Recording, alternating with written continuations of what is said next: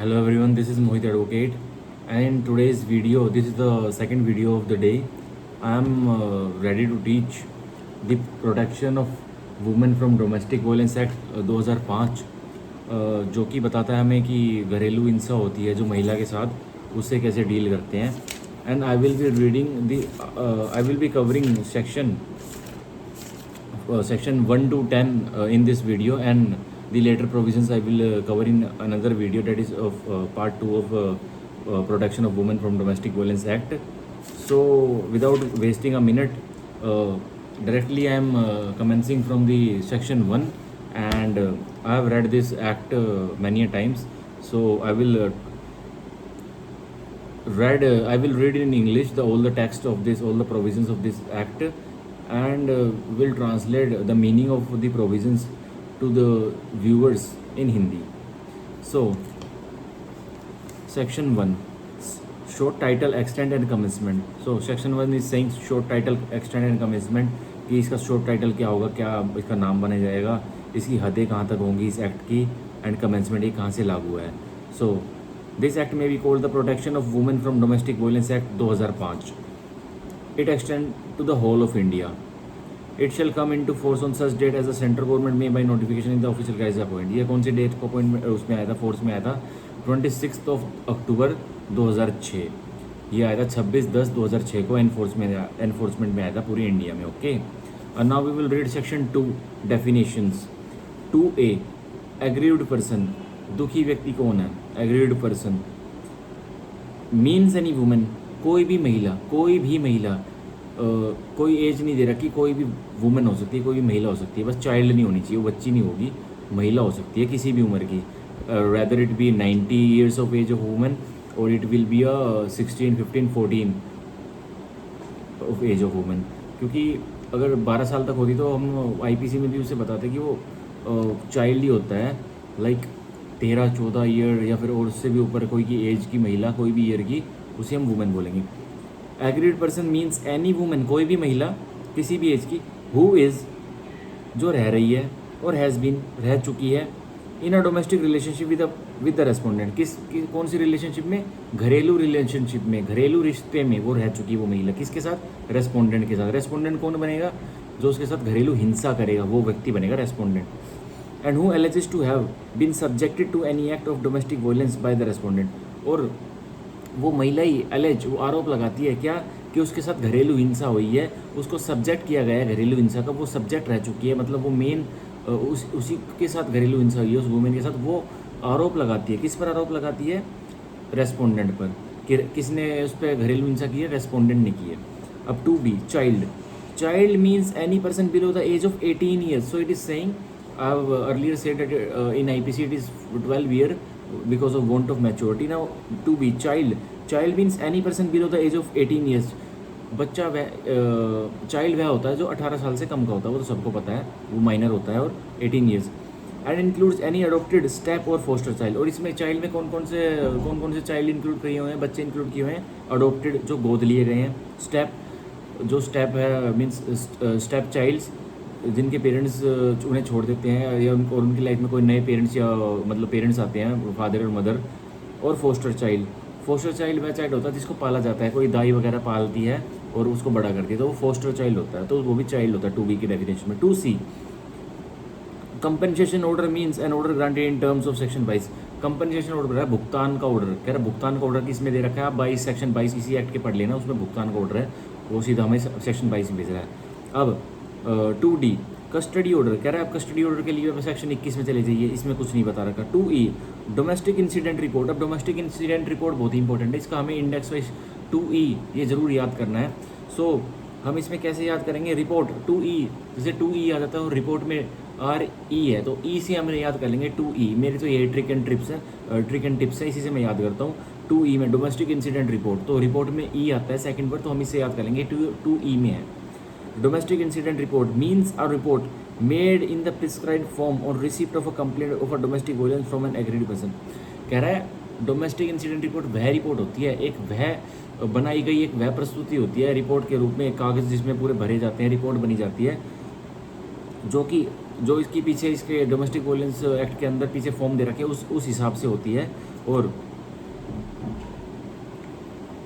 Receipt of a complaint of domestic violence, और वो कब बननी चालू होती है, जब कोई रिसिप्ट को इन्फॉर्मेशन आती है कि भाई किसी वुमेन के साथ, किसी महिला के साथ घरेलू हिंसा हुई है, तब से ही वो डोमेस्टिक इंसिडेंट रिपोर्ट बनना चालू होती है, जो प्रिस्क्राइब फॉर्म में पीछे दे रखी है 2F डोमेस्टिक रिलेशनशिप। अब कह रहा है डोमेस्टिक रिलेशनशिप क्या होती है, कह रहा है घर में रहना, मतलब घर में रहन सहन, रिलेशनशिप कैसी होती है पर्सन्स के बीच में, वो बता रहा है 2F। तो बोल रहा है means a relationship between two persons who live, तो कह रहा है रिलेशनशिप रिश्ते दो व्यक्तियों के बीच में जो कि रहते हैं, हु लिव जो कि रहते हैं, और have at any point of time या रह चुके हैं किसी भी समय के दरमियान, live together in a share house hold, और वो कहाँ रह चुके हैं, दोनों व्यक्ति कहाँ रह चुके हैं, साथ में रह चुके हैं, कौन जॉइंटली रह चुके हैं, और कहाँ रह चुके हैं, शेयर्ड हाउस होल्ड में, मतलब एक ही घर में रह चुके हैं वो। When they are related by consanguinity, या तो वो कैसे रिलेटेड है, कॉन्जेन्युटी से रिलेटेड है, मैरिज से रिलेटेड है मतलब शादी से रिलेटेड है, और थ्रू अ रिलेशनशिप, या वो किसी रिलेशनशिप पे रिलेटेड है, मतलब लिव इन रिलेशनशिप वगैरह ऐसे टाइप की रिलेशनशिप। कंसेंगुइटी वो होती है जिसके लाइक कज़न्स वगैरह भी होते हैं, और जो जैसे कि तो अगर स्टेप मदर आ जाती है और उसके कोई बेटे हैं, और या तो स्टेप फादर है उसका कोई बेटा है या बेटी है, तो वो साथ मिलकर रहते हैं, तो वो कंसेंगुइटी होती है, ठीक है। In the nature of marriage, through a relationship in the nature of marriage, तो वो कैसे रिश्ते में रह रहे हैं, वो एक ही शेयर्ड हाउस होल्ड में, शादी का रिश्ता है उनके बीच में, अडोप्शन या तो वो गोद लिया हुआ है उनका ऐसा रिश्ता है, or are family members living together, या तो वो फैमिली मेम्बर्स घर के सदस्य हैं जो कि साथ रह रहे हैं एज अ जॉइंट फैमिली, और किस तरह रह रहे हैं, पूरे एक मिलजुल कर एक जॉइंट फैमिली की तरह रह रहे हैं, तो कह रहा है वो होती है डोमेस्टिक रिलेशनशिप, ठीक है। फैमिली मेम्बर्स के बीच में भी घरेलू हिंसा हो सकती है, तो इसकी इन्फॉर्मेशन भी इसी में दी जाएगी डोमेस्टिक वायलेंस एक्ट में, ये 2F हमें बता रहा है क्लियरली। अब 2G डोमेस्टिक वायलेंस, कह रहा है घरेलू हिंसा,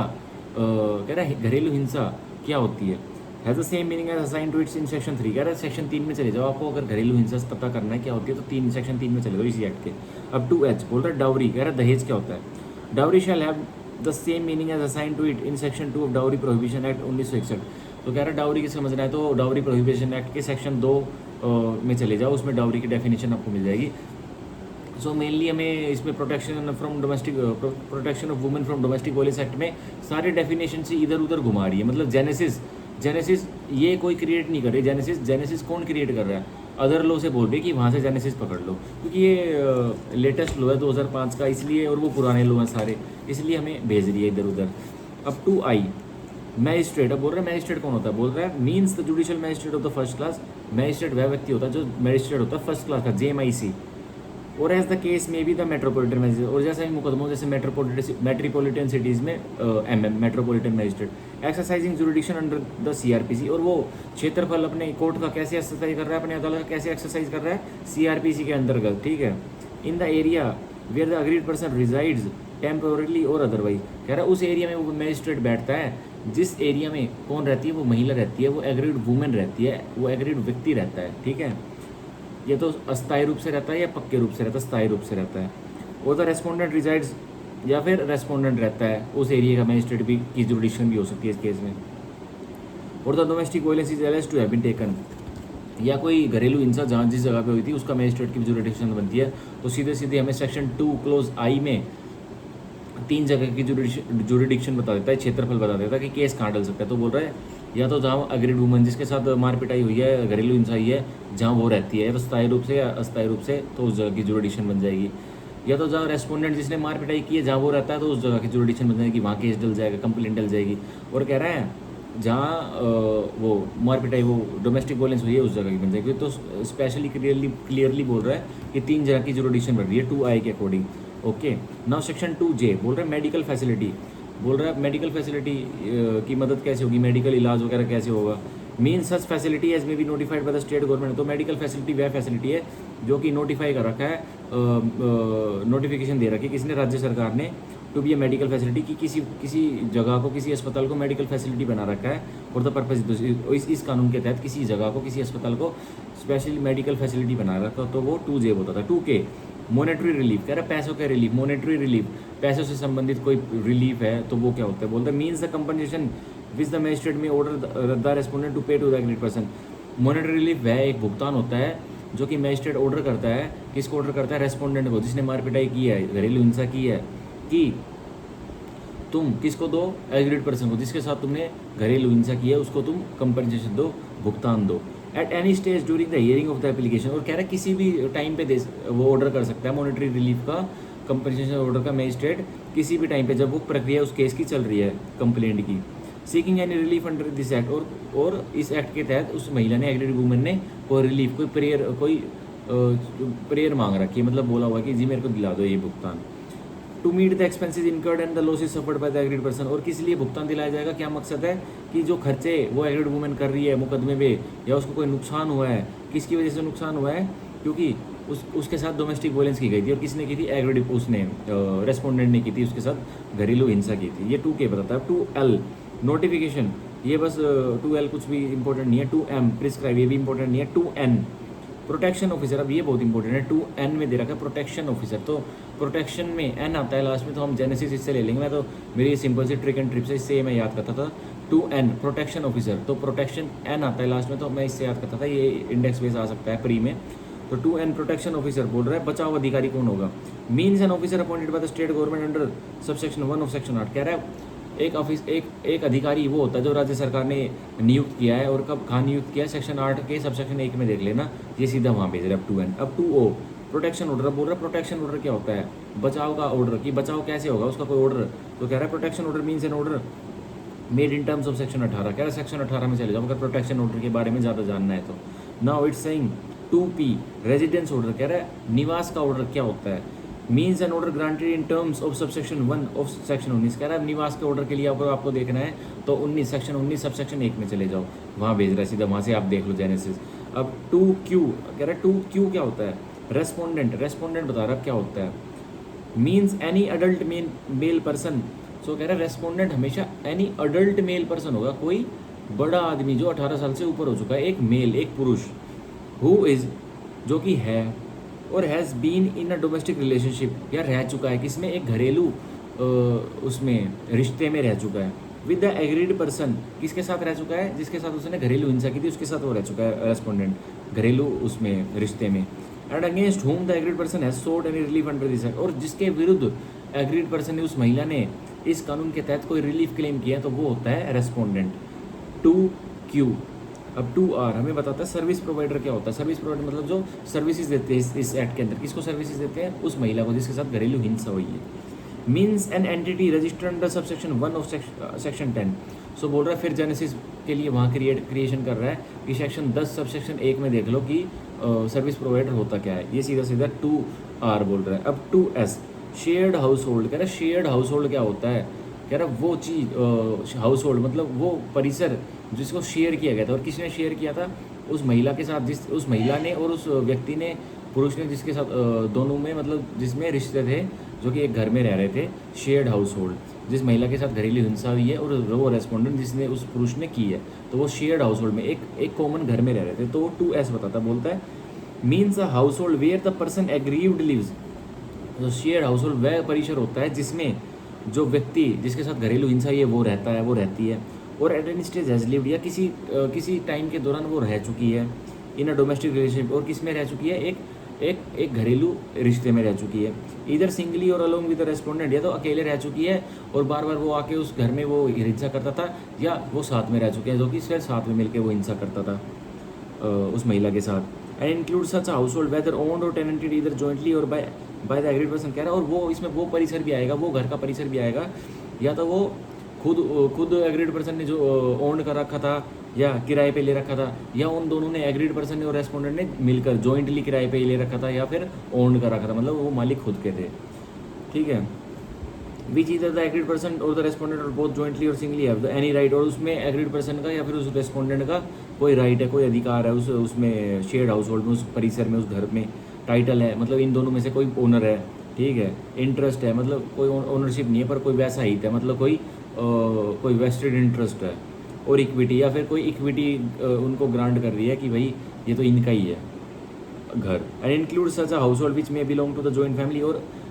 वह परिसर जो शेयर्ड हाउस होल्ड की बात हो रही है इसमें वह परिसर भी आ सकता है जो कि जॉइंट फैमिली की प्रॉपर्टी है, मतलब कोई हिंदू अनडिवाइडेड फैमिली की प्रॉपर्टी है, या कोई पुश्तैनी मकान है, कोई एंसेस्ट्रल प्रॉपर्टी है, वो भी इसमें आएगी शेयर्ड हाउस होल्ड में। And saying of which the respondent is a member, और उस ज्वाइंट फैमिली का कौन मेंबर है, कौन सदस्य है, वो रेस्पोंडेंट जिसने हिंसा की है उस महिला के साथ, irrespective of whether the respondent और the aggrieved person has any right, और कोई फर्क नहीं पड़ता कि उस हाउस होल्ड में, उस परिसर में, अगर वो एंसेस्ट्रल प्रॉपर्टी है, उसमें उस महिला का जिसके साथ घरेलू हिंसा हुई है उसका, या उस व्यक्ति का जिसने उसके साथ मार पिटाई की है, घरेलू हिंसा की है उसका, कोई उसमें उस एंसेस्ट्रल प्रॉपर्टी में कोई राइट है, कोई अधिकार है, कोई टाइटल है, वो ओनर है या नहीं है, कोई इंटरेस्ट है, कोई हित है या नहीं है उस जॉइंट प्रॉपर्टी में, in the shared household of ancestrals, तो कह रहा कोई फर्क नहीं पड़ता, तो वो भी शेयर्ड हाउस होल्ड है। अब सेक्शन 2 कैपिटल टी ये बता रहा है शेल्टर होम क्या होता है भाई। जैसे हिंसा कर दी वुमेन के साथ, अब वो उसको घर में नहीं रखना दे रहा, वो एग्रीड पर्सन नहीं रख रहा अपने साथ, तो अब वो शेल्टर होम में जाएगी। तो शेल्टर होम मतलब जो पनाह देता है वो घर, तो बोल रहा है मीन्स एनी शेल्टर होम, तो बोल रहा है पनाह देने वाला घर वो घर होता है, एज में B notified by the state government, जो कि नोटिफाई कर देगा, मैसेज छोड़ देगा, कौन, स्टेट गवर्नमेंट, राज्य सरकार, to be a shelter home for the purpose, इस कानून के तहत कि कौन सा शेल्टर होम होगा इस कानून के तहत। ये हमारे अब सेक्शन 2 कंप्लीट हो गया है। मेनली अब हम चैप्टर 2 पे आएंगे जो भी बोलता है डोमेस्टिक वायलेंस। अब हम सेक्शन 3 टू सेक्शन 10 करेंगे इस वीडियो में, और फिर अगली वीडियो में हम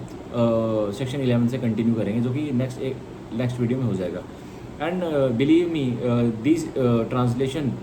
will tell the true meaning of the words of interpretation, you believe me। Section 3 definition of domestic violence. अब ये डेफिनेशन बता रहा है कि डोमेस्टिक वायलेंस एक घरेलू हिंसा होती क्या है, उसको पूरे को डिफाइन कर रहा है। ये डेफिनेशन हमें समझना बहुत ही ज़रूरी है, बेशक से ये थोड़ी लेंदी है पर हम इसको ज़रूर से समझेंगे, ठीक है। It's saying for the purposes of this act, इस कानून के लिए आप यह समझ लो, एनी एक्ट, कोई भी कार्य, एनी ओमिशन, कोई वह कार्य जो करना था पर नहीं किया गया, ओमिट कर दिया गया, उसको ओमिशन बोलते हैं, और कमीशन, या कोई एक्ट, कोई कार्य हो चुका है, और कंडक्ट, या कोई व्यवहार, ऑफ द रेस्पोंडेंट, किसका, रेस्पोंडेंट का, जिसने वुमेन के साथ, महिला के साथ मार पिटाई किया, हिंसा की है, वो शैल कंस्टिट्यूट डोमेस्टिक वायलेंस, तो वो उत्पन्न कर देगा क्या, डोमेस्टिक वायलेंस, घरेलू हिंसा वो उत्पन्न कर देगा। ये सारी चीज़ें जो मैंने बताई थी, any act, omission, commission, conduct, किसका, रेस्पोंडेंट का, ये घरेलू हिंसा उत्पन्न कर देगा। इन केस इट, किन केसेस में, ये नीचे जो केस दे रखे हैं ये सारे पढ़ने पड़ेंगे अब सीक्वेंस वाइज, तभी समझ में आएगा। सेक्शन 3 क्लोज ए, हार्म्स और इंजूर्स, चोट पहुंचाता है या इंजरी करता है, और एंडेंजर्स द हेल्थ, और या तो हेल्थ को, सेहत को, किसकी, उस वुमेन की, महिला की खतरे में डालता है, सेफ्टी को, उसकी सुरक्षा को खतरे में डालता है, लाइफ, लिम्ब, उसकी ज़िंदगी को खतरे में डालता है, उसकी लिम्ब जो उसके बॉडी पार्ट्स है उसको खतरे में डालता है, और वेलबींग, उसकी सेहत को, जो उसकी सेहत होती है, वेलबींग, जो मेंटल वेलबींग है, फिजिकल वेलबींग है, उसको खतरे में डालता है। वेदर मेंटल और फिजिकल आ गया ना, कि या तो क्या है, मेंटल है, बुद्धि से हिंसा दे रहा है, या शारीरिक हिंसा दे रहा है,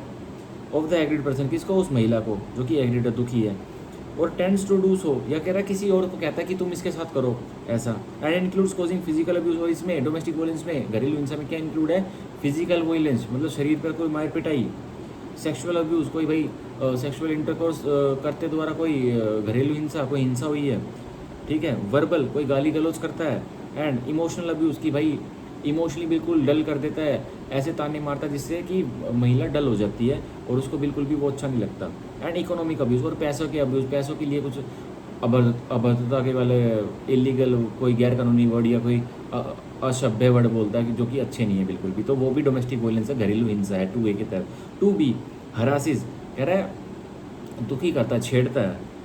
हार्म्स, चोट पहुंचाता है, इंजूर्स, कह रहा है और चोट पहुंचाता है, और एंडेंजर्स द एग्रीड पर्सन, और खतरे में डालता है किसको, उस महिला को, with a view to coerce her, कह रहा है और क्यों, क्योंकि उसको कोर्स करता है, क्या करता है, उसको डराता है, कोर्स का मतलब होता है डराना, और एनी अदर पर्सन, या उससे जुड़े हुए किसी व्यक्ति को डराता है, रिलेटेड टू हर, जो उससे जुड़ा हुआ है, किसी व्यक्ति से, वो महिला से जुड़ा हुआ व्यक्ति है तो उसको कोर्स करता है। To meet any unlawful demand for any dowry, और किस चीज़ के लिए कोर्स करता है उस वुमेन को या उससे जुड़े हुए किसी व्यक्ति को, क्योंकि उसे दहेज चाहिए, उस रेस्पोंडेंट को दहेज चाहिए, डाउरी की डिमांड कर रहा है वो, और अदर प्रॉपर्टी, या कोई और संपत्ति चाहिए, और वैल्यूएबल सिक्योरिटी, या कोई और वैल्यूएबल सिक्योरिटी चाहिए उस महिला से चाहिए, या फिर उसके जो उससे जुड़े हुए किसी व्यक्ति के साथ है, उससे जुड़े हुए कोई व्यक्ति कोई भी हो सकता है, उसका पेरेंट, उस महिला के पेरेंट्स हो सकते हैं, उस महिला का ब्रदर हो सकता है, सिस्टर हो सकती है, उसके कोई फ्रेंड्स हो सकते हैं, और ये सब हो सकते हैं। अब ये 2B हो गया। अब 2C, sorry 2A 3A 3B हो गया। अब हम पढ़ेंगे सेक्शन 3C। ये बोलता है has the affect of threatening the aggrieved person, कह रहा है घरेलू हिंसा वो भी होती है जिसमें एक नतीजा निकलता है, क्या कि भाई जो महिला है उसको डरा दिया गया है, थ्रेट कर दिया गया है बिल्कुल, or any person related to her, या कोई और व्यक्ति जो महिला से ताल्लुकात रखता है, जो उससे संदर्भित है, उसको डरा दिया गया है। By any conduct mentioned in clause A और क्लोज बी, जो किसी भी व्यवहार से, और वो व्यवहार किससे निकल के आता है, जो क्लोज ए में जो एलिमेंट्स बताए थे और जो क्लोज बी में एलिमेंट्स बता रखे हैं, उनसे वो व्यवहार निकल के आता है। तो अगर ऐसा थ्रेटन किया है, डराया है उस महिला को, तो वो भी उसमें डोमेस्टिक वायलेंस में आएगा, ठीक है। अब 3D, अदरवाइज इंजूर्स और कोजिज हार्म, कह रहा है किसी और तरीके से जो इसमें कवर नहीं करा, ये रेजिडुअरी एंट्री देती कि डोमेस्टिक वायलेंस आप कुछ भी बना सकते हो। अदरवाइज इंजूर्स, कह रहा है किसी भी तरह से इंजूर्स करता है और कोजिज हार्म, या चोट पहुँचाता है, वेदर फिजिकल और मेंटल, और वही या तो शारीरिक या दिमागी, टू द एग्रीड पर्सन, किसको पता था, उस महिला को। तो ये 3D हो गया हमारा। अब हम पढ़ेंगे एक्सप्लेनेशन 1, सेक्शन 3 की एक्सप्लेनेशन 1। ये इतनी इंपॉर्टेंट नहीं है, फिर भी हम पढ़ लेंगे। स्पष्टीकरण 1 बोलता है, for the purposes of this section, इस धारा को समझने के लिए आप समझ लीजिए। सब हेड 1, फिजिकल अब्यूज़, कह रहे फिजिकल अब्यूज़ क्या होता है, जो बॉडी पे अब्यूज़ किया जाता है, शरीर पे मार पिटाई की जाती है, वो क्या होता है। बोलता है means any act or conduct, कोई भी कार्य और कंडक्ट मतलब व्यवहार, which is of such a nature to as to cause bodily pain, जो ऐसे नेचर का, जो ऐसी श्रेणी का है, जो कि क्या परिणाम दे रहा है उस महिला को, बॉडीली पेन, कि उसके शरीर में दर्द हो रहा है, पेन हो रखा है, हार्म, उसके शरीर पे कोई हार्म नुकसान हो रखा है, और डेंजर टू लाइफ, या उसकी ज़िंदगी पे डेंजर छाया हुआ है, तो वो फिजिकल अब्यूज़ है। लिम, कोई उसके बॉडी पार्ट्स पर डेंजर छाया हुआ है, तो वो फिजिकल अब्यूज़ है। और हेल्थ, उसकी सेहत पर, तो वो भी फिजिकल अब्यूज़ है। और इम्पेयर द हेल्थ, तो कह रहा है या तो उसकी हेल्थ पहले अच्छी थी पर उसकी हेल्थ को अब इम्पेयर कर दिया, पहले अच्छी थी पर अब बिगाड़ दिया। और development of the aggrieved person, या उसको फल फूलना था, तरक्की करनी थी उस वूमेन को, पर उसको अब उसकी डेवलपमेंट को बिल्कुल ही वो कर दिया, इम्पेयर कर दिया, मतलब मिसमैच कर दिया उस रेस्पोंडेंट ने। एंड इंक्लूड्स, और फिजिकल अब्यूज में क्या आता है, इंक्लूड्स असोल्ट, कह रहा है मार पिटाई, क्रिमिनल इंटिमिडेशन मतलब डराना धमकाना, एंड क्रिमिनल फोर्स, और कह रहा है क्रिमिनल फोर्स, आपराधिक जोर, आपराधिक गुस्सा, आपराधिक जोर मतलब ना मारता है ना डराता है, बस दूर खड़ा या तो कुछ ऐसे इशारे करता है, या कुछ मतलब डंडा उंडा हाथ में ले लेता है, जिससे वो डर जाती है महिला। तो कह रहा है ये भी आता है इसमें, एक्सप्लेनेशन 1 क्लियर कर देती है। और सब हेड 1। अब सब हेड 2 बोल रहा है सेक्सुअल अब्यूज़, कह रहा है सेक्सुअल अब्यूज़ क्या होता है, includes any conduct of a sexual nature, इसमें वह व्यवहार है जो किस नेचर का है, किस श्रेणी का है, सेक्सुअल नेचर का है, जिसमें मतलब सेक्स से रिलेटेड कोई श्रेणी की बता रखी है अभी ये। डेट अब्यूजेज ह्यूमिलेट्स, और क्या करता है फिर रेस्पोंडेंट अब महिला को, अब्यूजेज उसे सेक्सुअली अब्यूज़ करता है, ह्यूमिलेट्स उसकी सेक्सुअली बेइज्जती करता है, डिग्रेड्स उसको कंपेयर करके किसी और महिला से डिग्रेड उसको फोल्ड डाउन करवाता है, मतलब उसको नीचा दिखाता है। और अदरवाइज यह कह रहा है कैसे भी वोयलेट्स द डिग्निटी ऑफ वुमेन, उल्लंघन करता है, जो महिला की गरिमा है उसका उल्लंघन करता है। तो बता देते हैं कि वो सेक्सुअल अब्यूज़ होता है। ये एक्सप्लेनेशन 1 का सब हेड 2 क्लियर कर रहा है। अब सब head 3 verbal and emotional abuse, कह रहा है गाली से अब्यूज़ किया और इमोशनल, या कह रहा है मन से दुखी किया, तो वो क्या होता है। बोलता है अब सब हेड 3 का क्लोज ए, इंसल्ट्स, कह रहा है वही बेइज्जती करता है, रिडिक्यूल ह्यूमिलेशन, कह रहा है वही घोर बेइज्जती करता है, नेम कॉलिंग, कह रहा है किसी नाम से बुलाता, जो जिस नाम से नहीं बुलाना चाहिए, कोई निक नेम निकाला हुआ है जो कि फ़नी है या कोई ऐसा है जो कि भद्दा है। एंड इंसल्ट्स और रिडिक्यूल, या अगर बेइज्जती करता है और घनघोर बेइज्जती करता है। रिडिक्यूल का मतलब होता है घनघोर बेइज्जती करना, specially with regard to not having a child. और घनघोर बेइज्जती किस लिए करता है कि किस विषय में, कि उस महिला को कोई बेबी नहीं हो रहा है, उसका कोई बच्चा नहीं है, इसके लिए ही करता है। तो ये वर्बल अब्यूज़ और इमोशनल अब्यूज़ में आता है। किसी महिला को जो उसके बेबी नहीं हो रहा और उसको बहुत टाइम हो जाता है, तो अगर कोई व्यक्ति उसको कुछ बोल देता है ना, तो उसको बहुत बुरा फील होता है। तो इसलिए वो सोचती है कि मतलब वो तो बहुत हाई लेवल का अब्यूज़ है। मैं तो अपनी राय में ये समझता हूँ। अब सब हेड 3 का clause B, repeated threats to cause physical pain to any person in whom the aggrieved person is interested, कह रहा है बार बार डर पैदा कर रहा है उस महिला के अंदर कि जिस व्यक्ति से तुम सबसे ज़्यादा प्यार करती हो ना, उसको ही मैं खतरा पहुंचाऊंगा। तो वो भी किस में आता है, वर्बल एंड इमोशनल अब्यूज़ में आता है। कि अब भाई जिससे वो महिला सबसे ज़्यादा प्यार करती है, कोई उसका छोटा भाई है, कोई छोटी बहन है, अब वो कह रहा है कि मैं उसको डराऊंगा। अब अगर तुम मेरा कोई जो भी उसके मन में कोई इंटेंशन है वो तुम करती नहीं हो पूरा, सो कह रहा है, तो उससे इमोशनल अब्यूज़ के एलिमेंट्स दिखते हैं। अब एक्सप्लेनेशन 1 का हेड 4 इकोनॉमिक अब्यूज़ कह रहा है, पैसों से रिलेटेड अब्यूज़ कर रहा है। मतलब अब्यूज़ का मतलब गाली नहीं होता, अब्यूज़ का मतलब होता है बिल्कुल इस तरीके का अब्यूज़, इस श्रेणी का अब्यूज़ की बिल्कुल भी सहा नहीं जाए। अब सब हेड 4 का clause A, deprivation of all or any economic or financial resources to which the aggrieved person is entitle, कह रहा है छीन लेना उस महिला से कोई भी उसका पैसा, कोई भी उसका धन जो जिसके लिए वो अधिकारित है, जो उसके पास पहले से था और उस रेस्पोंडेंट ने उससे छीन लिया। Under any law or custom whether payable under an order of a court or otherwise, कह रहा है किसी कानून में उस महिला को मिले हुए थे या कस्टम्स के द्वारा, रीति रिवाज के द्वारा उस महिला को मिले हुए थे। जैसे स्त्री धन वगैरह होते हैं, ज्वेल्स होती है महिला की जो शादी में दी जाती हैं, जो भाई दोनों फैमिली जिस फैमिली की वो है वो भी ज्वेल्स देते हैं, जिसमें वो जाने वाली है वो भी ज्वेल्स देते हैं। कह रहा है उसको डेप्रीवेशन कर लेता है, उससे छीन लेता है उस महिला से जिसके लिए वो अधिकारित थी। सो कह रहा है whether payable under an order of decree, है कि उसको पैसा मिल रहा था किसी अदालत के ऑर्डर के द्वारा, जैसे मेंटेनेंस मनी मिल रहा था, और अदरवाइज कह रहा है और किसी भी तरह से उसे पैसा मिल रहा था, और विच the aggrieved person requires out of necessity including, और उस पैसे की ज़रूरत है उस महिला को, वो नेसेसिटी है उसके बिना वो गुजारा नहीं कर सकती है उस पैसे के बिना जो उससे छीन लिया गया है। किसने छीना है? रेस्पोंडेंट ने। एंड कह रहा है एंड हर चिल्ड्रन, ये कह रहा है उसके चिल्ड्रन का भी गुजारा उस पैसों से होता था उस महिला के, तो वो भी उससे छीन ले, डेप्राइव कर लिया वो पैसों को। इफ़ एनी, तो इसमें देखो अब आ गया इफ़ एनी मतलब चिल्ड्रन को ही है, तो अब इसमें क्या आता है? डेप्रीवेशन, क्या छीना गया उससे, क्या संपत्ति? स्त्री धन, उसका स्त्री धन यही ज्वेल्स वगैरह, प्रॉपर्टी कोई उसकी संपत्ति, जॉइंटली और separately owned by the aggrieved person, कह रहा है या तो उसने अकेले ने, महिला ने ओन की हुई थी, उसका मालिक थी वो, या कह रहा है रेस्पोंडेंट या फिर वो महिला दोनों जॉइंटली, कौन जॉइंटली मालिक थे उस वस्तु के। So it's saying payment of rental related to the shared household and maintenance, यह कह रहा है डेप्रीवेशन क्या कर लिया, कोई किराया उराया भी आता था, कोई रेंटेड इनकम थी, सो कह रहा है उसके लिए भी उसका इकोनॉमिक अब्यूज़ कर रहा है कि उसको नहीं देने दे रहा, उसकी इतनी मतलब क्षमता ही नहीं है कि वो दे दे, सो वो भी डेप्रीवेशन कर लिया ना। अब उसकी प्रॉपर्टी परिसर में कैसे रहेगी अगर वो रेंट पे रहती थी? तो ये एक्सप्लेनेशन 1 का हेड 4 और क्लोज ए बोलता है। अब डी कह रहा है disposal of house hold affects, कह रहा है बेच देता है, सेल कर देता है वो रेस्पोंडेंट, क्या? हाउस होल्ड अफेक्ट्स, कोई घरेलू चीज़ों को। एनी एलिनेशन ऑफ असेट्स, उस महिला से दूर कर देता है किस असेट्स को, कुछ संपत्ति को, वेदर रिमूवेबल और रिमूवल, या अचल है या अचल संपत्ति है।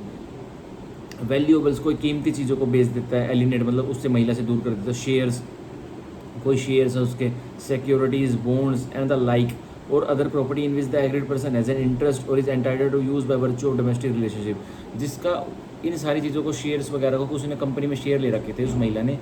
उसको दूर कर देता है उन प्रॉपर्टी से, मतलब वो रेस्पोंडेंट उस महिला से उसको दूर कर देता है। So it is clearly saying this thing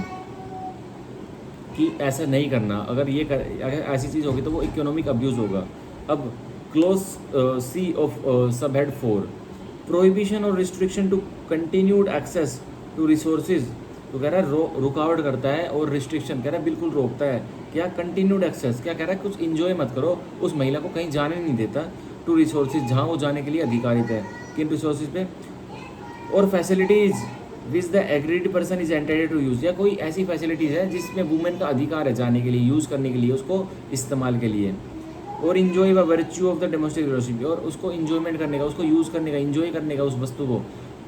उस महिला को अधिकार है, और किस में? उस घरेलू रिश्ते में, including access to shared household, और इसमें क्या आता है कि भाई जाना किस में? शेयर्ड हाउस होल्ड में, उस घर में, तो वो भी इसमें इंक्लूडेड है। अब एक्सप्लेनेशन 2 क्या बोलता है? For the purposes of determining whether any act, omission, commission और conduct of the respondent constitute domestic violence under this section, the overall facts and circumstances of the case shall be taken into consideration. So कह रहा है कोई domestic violence, कोई घरेलू हिंसा बन रही है नहीं बन रही, ये जानने के लिए अगर आप जो ऊपर मैंने एक्सप्लेनेशन के फैक्ट्स बताए, ये तथ्य बताए, अगर कोई भी मिल रहे हैं या इनमें से ज़्यादा भी मिल रहा है, तो ये मैजिस्ट्रेट अपनी रिपोर्ट में अपने दिमाग में रखेगा, कंसिडर करते हुए, अप्रेजल करते हुए उस केस के, उस मुकदमे के, उस कंप्लेंट के सर्कमस्टांसेस को, और कोई ऑर्डर बनाते वक्त। ये सीधे एक्सप्लेनेशन 2 कह रही है। अब चैप्टर 3 हम करेंगे, जो कि बोलता है section 4, information to protection officer and exclusion of liability of informant. So बोल रहा है अब कोई व्यक्ति खबर देता है, किसको? प्रोटेक्शन ऑफिसर को। प्रोटेक्शन ऑफिसर 2N में डिफाइन था, कोई व्यक्ति खबर देता है प्रोटेक्शन ऑफिसर को, और किस चीज़ की खबर देगा? ऑब्वियसली किसी घरेलू हिंसा की खबर देगा वो व्यक्ति। And exclusion of liability of informant, और पूरा है कोई लाइबिलिटी कोई दायित्व नहीं बनेगा किसका, इन्फॉर्मेंट का जो खबर दे रहा है प्रोटेक्शन ऑफिसर को। It is saying section 4 subsection 1 any person who has reason to believe that an act of domestic violence has been, कह रहा है किसी व्यक्ति को यकीन करने के विश्वास है कि कोई एक्ट मतलब कोई कार्य किसका, डोमेस्टिक वायलेंस का, घरेलू हिंसा का हो गया है, और इस बीइंग या होने या हो गया है, हैज़ बीन या हो मतलब हो चुका है घरेलू हिंसा, और इस बीइंग या होने वाला है, or is likely to be committed या फ्यूचर में होगा। May give information about it, तो कह रहा है वो खुलकर इन्फॉर्मेशन दे दे, जानकारी दे दे किसके बारे में, इस हिंसा के बारे में, to it the concern protection officer, और किसको इन्फॉर्मेशन देगा, जानकारी देगा इस हिंसा के बारे में, प्रोटेक्शन ऑफिसर को, बचाव अधिकारी को। ये सेक्शन 4 सबसेक्शन 1 क्लियरली बताता है। अब सेक्शन 4 सबसेक्शन 2 क्या बताता है, नो लाइबिलिटी सिविल और क्रिमिनल, कह रहा कोई दायित्व कोई भी जो इन्फॉर्मेशन देता है उसकी कोई लाइबिलिटी नहीं बनेगी, सिविल और क्रिमिनल, ना तो दीवानी ना तो फौजदारी। Shall be incurred by any person, किस पे नहीं बनेगी लाइबिलिटी, उस व्यक्ति पर, for giving in good faith, जो अच्छे विश्वास में, ऑफ इन्फॉर्मेशन, जो इन्फॉर्मेशन जानकारी देता है, for the purpose of subsection 1, subsection 1 के तहत कोई प्रोटेक्शन ऑफिसर को जो व्यक्ति जानकारी देता है ना, उस पर कोई भी, उसको फुल प्रोटेक्शन है, कोई भी उस पर सिविल और क्रिमिनल केस नहीं कर सकता कि भाई आपने तो हमारी झूठी कंप्लेंट दे दी, आप तो हमारे डिफेमेशन कर रहे थे या XYZ कुछ भी, उससे ना तो टोर्ट्स में कोई कंपनसेशन मांग सकता, ना तो किसी और वस्तु में। तो ये सेक्शन 4 सबसेक्शन 2 क्लियरली बार लगा रहा है, कोई भी प्रोटेक्शन, फुल प्रोटेक्शन मिली हुई है जानकारी इन्फॉर्मेशन देने वाले को, तो कोई भी दे सकता है। इसका इंटेंशन ये है लेजिस्लेचर का कि भाई ऐसा करने से मतलब इन्फॉर्मेशन देने के पब्लिक के मन में आएगा कि भाई हिंसा हो रही है, हमारा क्या जाता है, हमें प्रोटेक्शन तो मिली हुई है, इन्फॉर्मेशन दे ही देते प्रोटेक्शन ऑफिसर को। सो ये आता है, ठीक है 4(2). अब section 5 duties of police officers, service providers and magistrates, कह रहा है दायित्व क्या है किसका, पुलिस कर्मियों का, सर्विस प्रोवाइडर्स का जो सर्विसेज दे रहे हैं इस कानून के तहत, एंड मैजिस्ट्रेट, और जो मैजिस्ट्रेट जो जज साहब है उनका। अब police officer, protection officer, service provider और मैजिस्ट्रेट, सो बोल रहा है एक पुलिस, बोल रहा है कोई भी पुलिसकर्मी, प्रोटेक्शन ऑफिसर बचाव कर्मी, सर्विस प्रोवाइडर जो सर्विस दे रहा है जैसे शेल्टर की या कोई काउंसलिंग वगैरह की, तो सर्विस प्रोवाइडर वो होता है, और मैजिस्ट्रेट तो बोल रहा है जज साहब की।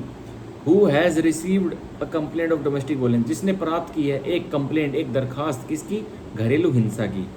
और is otherwise present at the place of an incident, या इन द मीनवाइल वो खुद ही प्रेजेंटेड है वहाँ पे जहाँ पे घरेलू हिंसा होती है, उस स्पॉट पे,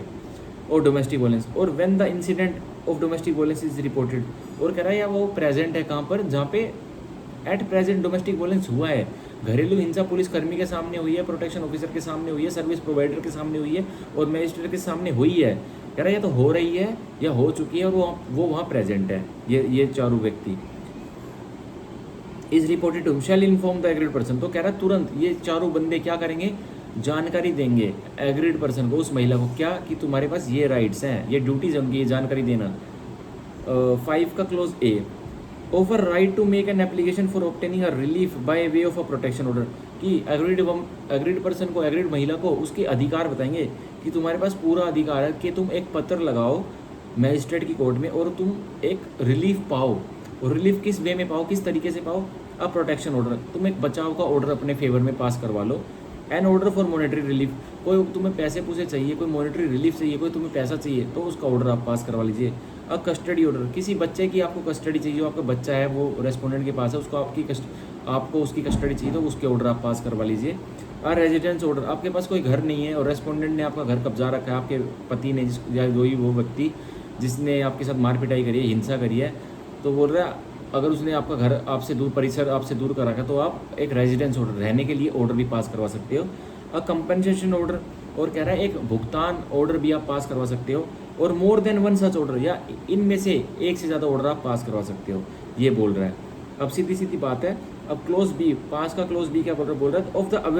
availability of services of service provider, कह रहा है जितने भी सर्विस प्रोवाइडर्स हैं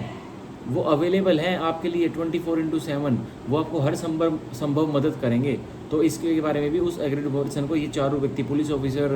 प्रोटेक्शन ऑफिसर, सर्विस प्रोवाइडर्स और मैजिस्ट्रेट इन्फॉर्म करेंगे कि भाई सर्विस प्रोवाइडर की अवेलेबिलिटी है, आप बिल्कुल टेंशन ना लीजिए, सर्विस प्रोवाइडर आपको सारी चीज़ देगा, मुहैया करवाएगा जो आपकी ज़रूरत के अनुसार है। अब 5 का क्लोज सी बोलता है of the availability of services of the protection officers, कह रहा है जो बचाव अधिकारी है उनकी भी पूर्ण तरीके से अवेलेबिलिटी है, वो बिल्कुल पूर्ण तरीके से रेडी हैं आपकी हर संभव मदद करने के लिए। अब 5 का D, of her right to free legal services under the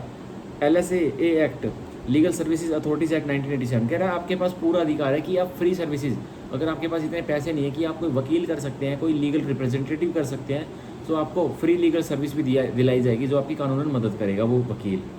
ये 5 का डी कहता है। 5 का ई,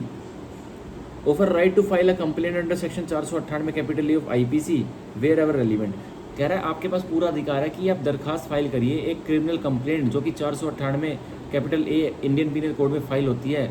of cruelty by husband or relative of husband, अगर वुमेन पे क्रुएल्टी करते हैं तो अब 498 की एक पुलिस रिपोर्ट भी आप फाइल कर सकते हैं, जो कि चैप्टर कैपिटल 20A IPC में दिया हुआ है 498A का ऑफेंस। सो ये दायित्व है सेक्शन 5 में इन चारों पुलिस ऑफिसर का, प्रोटेक्शन ऑफिसर का, सर्विस प्रोवाइडर और मैजिस्ट्रेट का, कि ये दायित्व है कि वो बताएंगे, ठीक है, उस महिला को उसकी राइट। अब प्रोवाइजो क्या बोल रहा है, provide that nothing in this act shall be construed in any manner, कह रहा है इस कानून में बिल्कुल भी ये मत सोचने लग जाना कि as to relieve a police officer, की कोई पुलिसकर्मी रिलीव हो गया है अपनी ड्यूटीज से, फ्रॉम हिज ड्यूटी, अपनी ड्यूटी से वो रिलीव हो गया, मतलब अब वो कोई काम ही नहीं करेगा। To proceed in accordance with law, की जो कानून उसको पहले से उसको बता रखा है, पावर दे रखी है कि उस कानून के तहत वो कार्रवाई करेगा। ये मत सोचना कि डोमेस्टिक वायलेंस एक्ट आ गया तो अब मैं कोई कार्रवाई नहीं करूँगा अगर वो वुमेन मेरे पास दरखास्त लेके आएगी, यही कह रहा है सीधा इसका प्रोवाइजो, ठीक है। और वो कॉग्निजेबल ऑफेंस की अगर दरखास्त लेके जाती है पुलिस ऑफिसर के पास तो वो उस ही रूप से कार्रवाई करेगा जैसे वो करता आ रहा है। ये मत सोचना कि भाई डोमेस्टिक ये PWDV एक्ट आ गया तो उसकी पुलिस ऑफिसर की ड्यूटीज़ कुछ नहीं रही, उसकी बहुत सारी ड्यूटीज़ हैं, अभी भी वो पहले वाली एक्टिव ही है। अब section 6 of the protection of women from domestic violence act 2005 क्या कहता है ड्यूटीज़ ऑफ शेल्टर होम्स, कह रहा है जो शेल्टर होम्स है, जो उस महिला को पनाह देंगे, उस महिला को छत देंगे रहने की, उनके क्या दायित्व है। सो बोल रहा है इफ़ एन एग्रीड पर्सन, तो कह रहा है वो महिला, एग्रीड पर्सन वो ही, और उन हर बिहाफ अ प्रोटेक्शन ऑफिसर, क्या कह रहा है उस एग्रीड वुमेन के बिहाफ पे कौन, कोई प्रोटेक्शन ऑफिसर, बचाव अधिकारी, और अ सर्विस प्रोवाइडर या कोई service provider, request the person in charge, कह रहा है रिक्वेस्ट करता है, क्या रिक्वेस्ट करता है, किसको करता है, जो पर्सन इंचार्ज, जो शेल्टर होम का जो पर्सन जिसके इंचार्ज में जो उसकी रेस्पॉन्सिबिलिटी, जो इसका इंचार्ज है शेल्टर होम का, उसको रिक्वेस्ट करते हैं कर्मचारी to provide shelter to her, कि भाई इस महिला को आप छत दे दीजिए, इसको आप रहने के लिए जगह दे दीजिए अपने शेल्टर हाउस में। Such person in charge of a shelter home shall, तो कह रहा है ऐसा सुनने पर, ऐसा था उसको रिक्वेस्ट करी गई उस पर्सन को जो कि शेल्टर होम का जिस पे चार्ज है, तो वो क्या करेगा, शेल है, मैंडेटरी है, provide shelter to the aggrieved person in the shelter home, कह रहा है प्रोवाइड करेगा, उसको मुहैया करवाएगा क्या, एक रहने की जगह उस शेल्टर होम में, वो पर्सन इंचार्ज उस शेल्टर होम का। ये सेक्शन 6 हमें बोलता है। Section 7 duties of medical facilities, अब कह रहा है मेडिकल फैसिलिटीज़ जो कि अस्पताल वगैरह हैं जिनको इस कानून के तहत अपॉइंट किया हुआ है, मतलब सरकार ने बोला हुआ कि आप जो हॉस्पिटल वाले ये डॉक्टर्स आप क्या करोगे जब कोई महिला इस एक्ट के दौरान आती है कि मेरे साथ घरेलू हिंसा हुई है, तो उनकी ड्यूटीज़ बता रहा है सेक्शन 7 में। तो बता रहा है इफ़ एन एग्रीड पर्सन, कह रहा है वही महिला जिसके साथ घरेलू हिंसा वही, और on her behalf a protection officer, या उसके बिहाफ पे कौन, बचाव अधिकारी, और अ सर्विस प्रोवाइडर या कोई service provider, request the person in charge of a medical facility, कह रहा है रिक्वेस्ट करता है, निवेदन करता है किसके, एक व्यक्ति को जो कि मेडिकल फैसिलिटी का इंचार्ज है, जो उसको संभाल रहा है, to provide any medical aid to her, कह रहा है कोई भी किसी भी तरह की मेडिकल एड, इलाज से संबंधित एड, मतलब और एनी तरह की कोई भी, चाहे उसमें 100 करोड़ का खर्चा आ जाए तो 2 करोड़ का आ जाए, चाहे 20 लाख का आ जाए, कोई भी मेडिकल एड उसको प्रोवाइड करेगा जो भी जैसे भी उस महिला को चाहिए होगी। Such person in charge of the medical facility, तो शेल है इसमें, मैंडेटरी है, ऐसा रिक्वेस्ट पाते ही वो इंचार्ज क्या करेगा मेडिकल फैसिलिटीज़ का, shall provide medical aid to the aggrieved person in the medical facility, उसको मेडिकल एड मुहैया करवाएगा उस महिला को जिसके साथ घरेलू हिंसा हुई है उस मेडिकल फैसिलिटी में। तो ये आप हमारा सेक्शन 7 बोलता है the protection of women from domestic violence act का 2005 का। अब सेक्शन 8 बोल रहा है अपॉइंटमेंट ऑफ प्रोटेक्शन ऑफिसर्स, सो कह रहा है इनकी नियुक्ति कैसे होगी बचाव अधिकारी की, ये सेक्शन 8 बताता है। 8 का 1 the state government shall by notification appoint such numbers of protection officers in each district, तो राज्य सरकार इतने नंबर्स, इतने मतलब जो नंबर्स होते हैं इतनी संख्या में अपॉइंट करेगी, नियुक्त करेगी, इतने सदस्यों को बचाव अधिकारी बनाएगी जितना कि उसको उचित लगता है। और कहाँ बनाएगी, इन ईच डिस्ट्रिक्ट, ये ईच डिस्ट्रिक्ट मतलब हर जिले में, बोल रही है उचित लगता है 1 बना सकती है, उचित लगता है 10 बना सकती है एक ज़िले में, कोई ज़रूरी नहीं है, ये लिमिट कोई ज़रूरी नहीं है, जितना उचित लगता है। एज इट में कंसिडर, जितना उसको उचित लगता है। Necessary and shall also notify the area and areas, और उसको प्रोटेक्शन ऑफिसर को जब नियुक्त कर देगी तो उसको एरिया भी बता देगी, इलाका भी बता देगी, या इलाकाएँ बहुत सारे इलाके दे देगी उसको,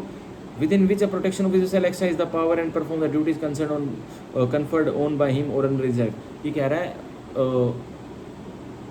नोटिफाई कर देगी कि आप प्रोटेक्शन ऑफिसर हम आपको नियुक्त कर रहे हैं और आप किस एरिया में अपनी जो पावर इस कानून के तहत आपको हम दे रहे हैं वो आप एक्सरसाइज करोगे, कि कौन सा आपका क्षेत्रफल रहेगा जिस एरिया में आप एक्सरसाइज करोगे, ये बोल रहा है सीधा 8 का 1। अब 8 का 2, the protection officer shall far as possible be women. जो प्रोटेक्शन ऑफिसर बचाव अधिकारी रहेगी वो कौन रहेगी, एक महिला ही रहेगी, जहाँ तक जिस हद तक पॉसिबल हो सकता है, संभव हो सकता है। And shall possess such qualifications and experience as may prescribe, और उसके पास होगा, उस बचाव अधिकारी उस महिला के पास क्या होगा, इतना उसके पास एक्सपीरियंस होगा, उतना इसके पास ज्ञान होगा जितना कि मदद करने के लिए ज़रूरी है। 8 का 3 क्या बोलता है, the terms and conditions of service of the protection officer and the other officer subordinate to him shall be such as prescribe. तो कह रहा है जो शर्तें रहेंगी बचाव अधिकारी की वो आने वाले आगे टाइम में बता दी जाएंगी, या उस बचाव अधिकारी के नीचे भी कोई व्यक्ति हम काम पे लगाएंगे, सरकार बोल रही है ये, तो वो आगे जाके बता दी जाएगी, प्रिस्क्राइब कर दी जाएगी। ये 8 का 3 बोल रहा है। अब सेक्शन 9 कह रहा है duties and functions of protection officer, तो बोल रहा है दायित्व और उसके काम क्या रहेंगे, किसके, बचाव अधिकारी के। तो 9 का 1 बोला it shall be the duty of the protection officer, तो बोल रहा है ये शैल है, मैंडेटरी है, ये दायित्व रहेंगे बचाव अधिकारी के, जो नीचे बता रहा हूँ। A to assist the magistrate in the discharge of his functions under this act, कह रहा है मैजिस्ट्रेट की, जेएमआईसी की, एमएम की मदद करेगा कि इस कानून के तहत वो अपने फंक्शंस डिस्चार्ज कर सके। B to make a domestic incident report, बचाव अधिकारी क्या बनाएगा, एक डोमेस्टिक इंसिडेंट रिपोर्ट बनाएगा, कि हिंसा की एक रिपोर्ट बनाएगा, एक पूरे पेपर बनाएगा जो पीछे दे रखी है, ये पीछे फॉर्म 1 में पूरी डोमेस्टिक इन्फॉर्मेशन रिपोर्ट का, डोमेस्टिक इंसिडेंट रिपोर्ट का पूरा परफॉर्मा दे रखा है, वो आप देख लीजिएगा। To make a domestic incident report, protection officer बनाएगा domestic incident report to the magistrate को देगा, in such form and in such manner, जो फॉर्म पीछे प्रोवाइड किया है और उस तरीके से देगा, एज में प्रिस्क्राइब, जो पीछे बता रखा है। Upon receipt of a complaint of a domestic violence, और कब से बनाना चालू कर देगा, जैसे ही उसके पास इन्फॉर्मेशन आई ना कि घरेलू हिंसा हुई है तब से ही। And forward copies thereof to the police officer, और जो डोमेस्टिक इंसिडेंट रिपोर्ट है जो बनाएगा उसकी कॉपी किस किस को, उसकी नकल किस किस को फॉरवर्ड कर देगा, पुलिस ऑफिसर, पुलिसकर्मी को कर देगा, in charge of the police station SHO को कर देगा, जो कि पुलिस स्टेशन, पुलिस थाने का इंचार्ज है। Within the local limits of judicial domestic violence is alleged to have been committed, जिस एसएचओ के थाने के अंतर्गत, लिमिट्स के अंतर्गत, एरिया के अंतर्गत घरेलू हिंसा हुई है तो उसको डोमेस्टिक इंसिडेंट रिपोर्ट की कॉपी पहुंचा देगा, ये बी बताता है। अब C to make an application in such form and in such manner as may prescribe to the magistrate, कह रहा है एप्लीकेशन, एक पत्र लगाएगा मैजिस्ट्रेट की कोर्ट में, जैसा भी बता रखा है दिस बिहाफ में। If the aggrieved person so desires, अगर कौन चाहती है, वो महिला चाहती है कि प्रोटेक्शन ऑफिसर आप मैं तो नहीं लगाऊंगी, मेरा वो नहीं है, मेरा साहस नहीं है, आप लगा दीजिए। Claim A relief for issuance of a protection order, और प्रोटेक्शन ऑफिसर उस एग्रीड वुमेन के बिहाफ पे क्या क्लेम करेगा, कौन सी प्रेयर करेगा कोर्ट से कि भाई एक आप प्रोटेक्शन ऑर्डर, मैजिस्ट्रेट साहब आप एक बचाव ऑर्डर, प्रोटेक्शन ऑर्डर, सुरक्षा ऑर्डर आप एक पास कर दीजिए। सी बोलता है। D to ensure that the aggrieved person is provided legal aid, कह रहा है ये ड्यूटी है बचाव अधिकारी की कि वो पूर्णतया से बिल्कुल संतुष्ट हो जाए कि भाई फ्री लीगल एड, फ्री का वकील महिला को मिला है, नहीं मिला जिसके विरुद्ध घरेलू हिंसा हुई है। डी बोलता है। E to maintain a list of all service provider, बचाव अधिकारी का काम है कि मेंटेन करेगा वो सारी सूची जो भी सर्विस प्रोवाइडर्स की है उस जिले में, ठीक है। अब F two make available a shelter, a safe shelter home, कह रहा है ये भी बचाव अधिकारी की ड्यूटी है कि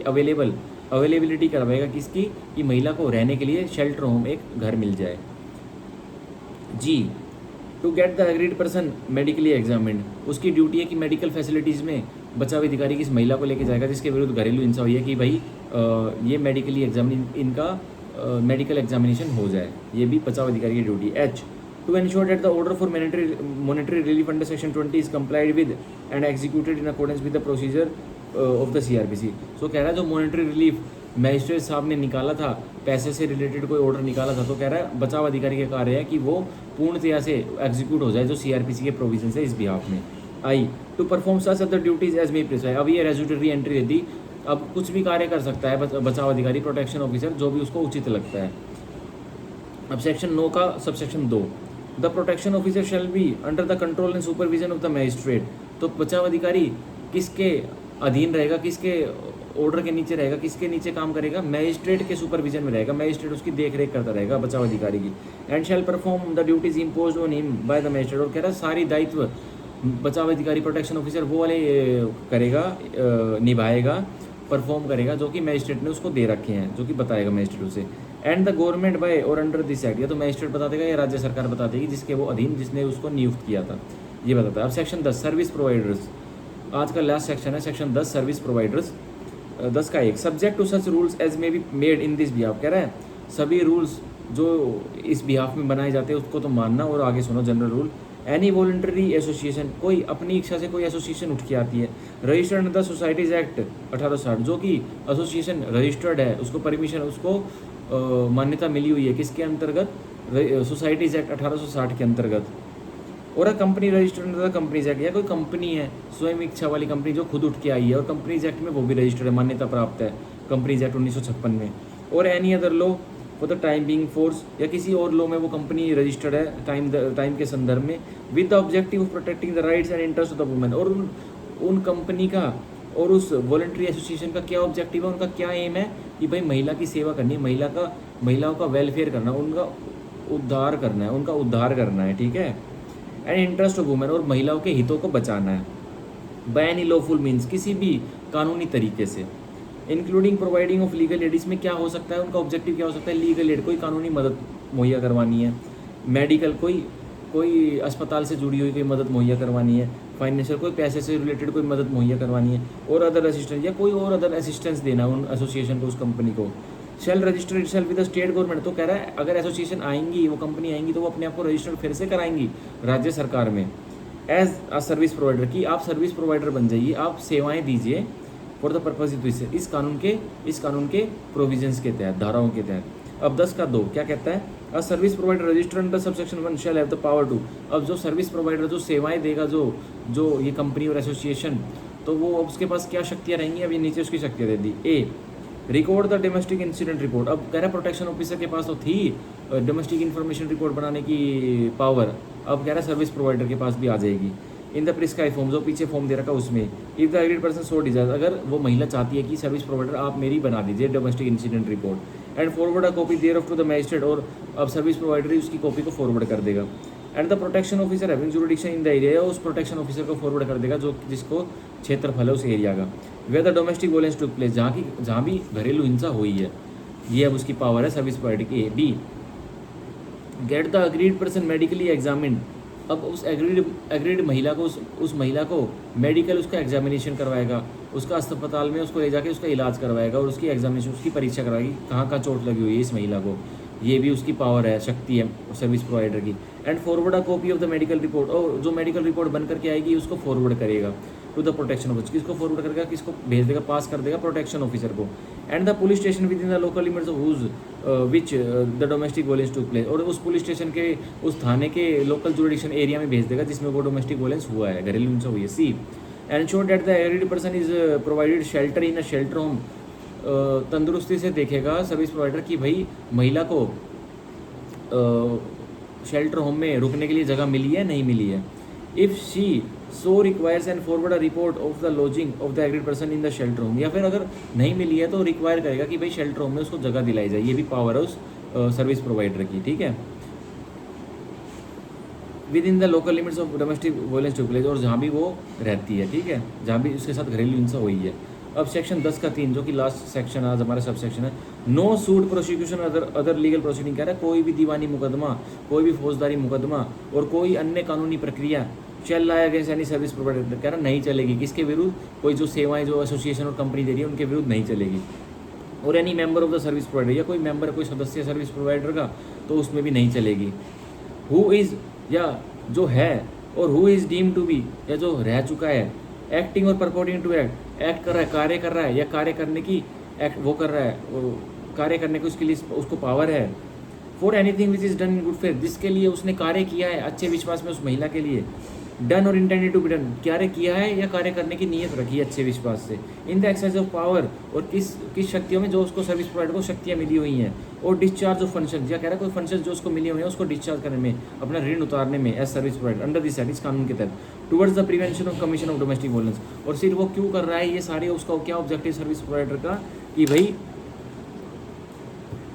कि प्रिवेंशन, बचाव हो सके महिला का, कि महिला के साथ घरेलू हिंसा आगे ना हो सके, तो इसलिए करता है। सो ये हमारे आज सेक्शन 1 to सेक्शन 10 थे, the protection of women from domestic violence act 2005 के। सो आई होप आपने समझा होगा और जाना होगा इन प्रोविजंस को। सो नेक्स्ट वीडियो कल लाता हूँ, पार्ट 2। सो इतने में take care, bye bye, like and subscribe, thank you.